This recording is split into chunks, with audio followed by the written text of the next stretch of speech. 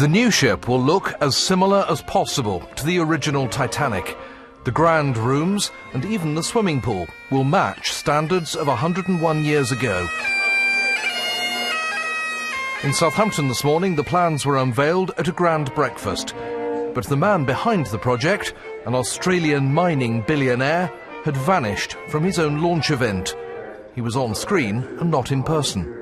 In previous interviews, he's shown that he has plenty of cash and plenty of clichés to make his idea work. Titanic 2 will sail from China to Southampton, from Southampton to New York.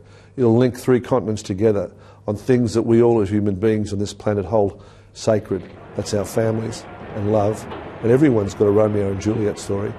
One of the crew members on Titanic was Walter Fredericks. We took his great-great-grandson to this morning's event. The question is, can we build Titanic?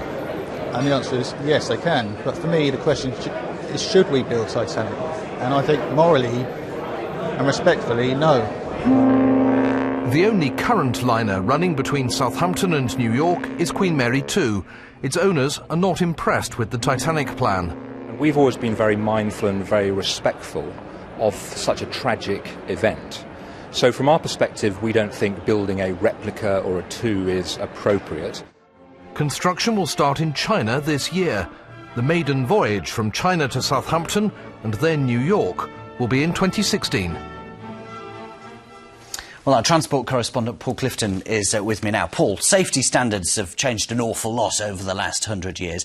How similar to the original will this new ship be? So will it be a modern ship shaped like the Titanic or a genuine replica? A bit of both, I think, Tom. Titanic was only 1/3 of the size of today's modern ships. We'd think of it really as tiny.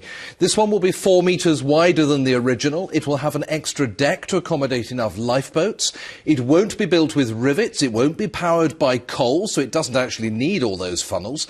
It will have modern engines. It will have air conditioning and stabilisers for rough weather. Is there a risk, perhaps, of it being more like a Walt Disney caricature than a real Titanic? After all, Disney has 2 cruise ships of its own. I asked the designer. It will be like the original Titanic.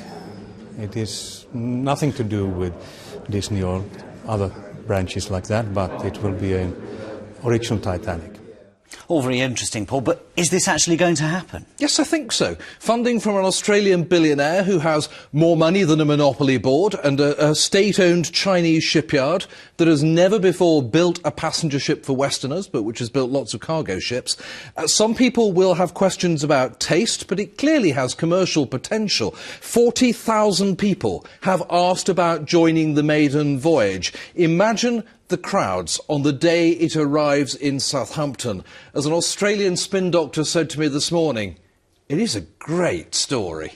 Indeed it is, Paul. We shall follow this one with interest, no doubt.